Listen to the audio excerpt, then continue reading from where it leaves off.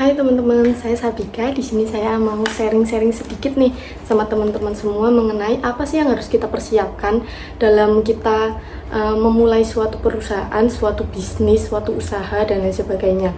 Nah, pada saat kita ingin memulai suatu usaha, kita harus menyiapkan dulu laporan keuangannya. Nah, kenapa sih kita harus menyiapkan laporan keuangan?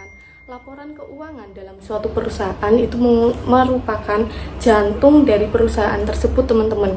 Sehingga kita harus menyiapkannya terlebih dahulu untuk mengetahui perusahaan kita itu layak nggak sih untuk bertahan, untuk berkembang, dan lain sebagainya. Nah, dimulai dari hal sederhana nih teman-teman, seperti balance sheet atau neraca. Apa sih neraca atau balance sheet itu? Nah, neraca adalah laporan keuangan yang menunjukkan posisi keuangan suatu perusahaan pada tanggal tertentu, teman-teman.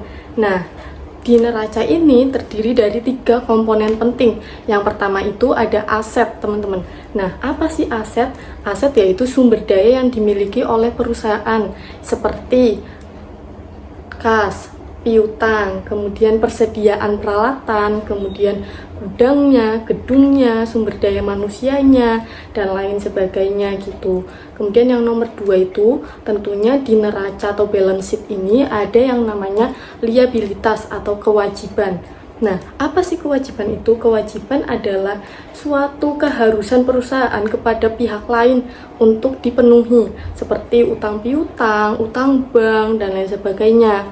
Nah, yang terakhir itu ada ekuitas. Apa sih ekuitas? Ekuitas adalah hak pemilik atas aset bersih perusahaan. Jadi, di neraca atau balance sheet itu kita bisa tahu nih seberapa banyak sih harta kita, seberapa banyak hutang kita, dan sisanya yang milik orang lain, seperti itu. Kemudian di aset itu berarti termasuk liabilitas plus ekuitas, jadi kewajiban dan hak dari orang lain itu merupakan masuk ke kas gitu. Kemudian yang kedua itu ada materi mengenai laporan laba rugi atau income statement. Nah, laporan laba rugi atau income statement ini menunjukkan kinerja perusahaan dalam menghasilkan laba selama periode tertentu. Nah, komponen utamanya ada apa aja sih? Yang pertama tentunya ada pendapatan, yang kedua tentunya ada beban, dan yang terakhir itu ada laba dibagi rugi. Itu akan mendapatkan pendapatan minus beban. Nah, fungsinya apa sih?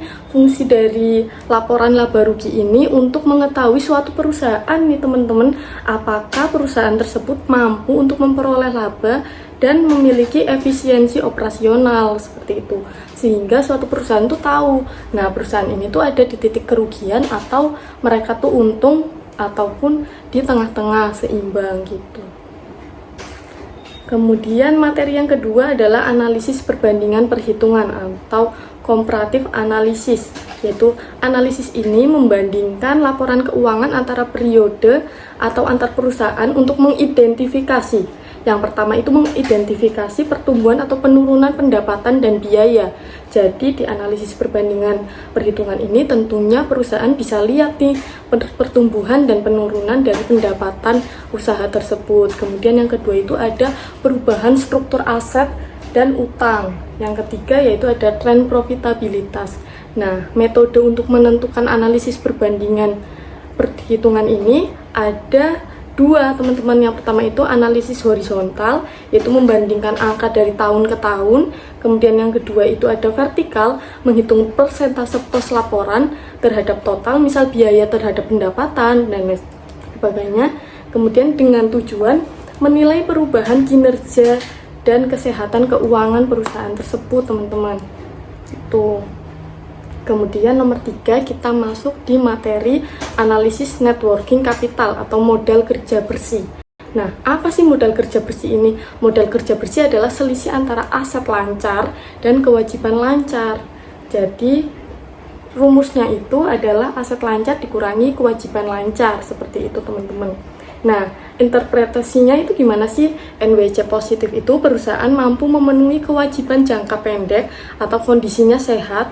Kemudian kalau NWC negatif atau modal kerja bersih yang negatif itu resiko likuiditas, terus bisa kesulitan membayar utang jangka pendek gitu teman-teman.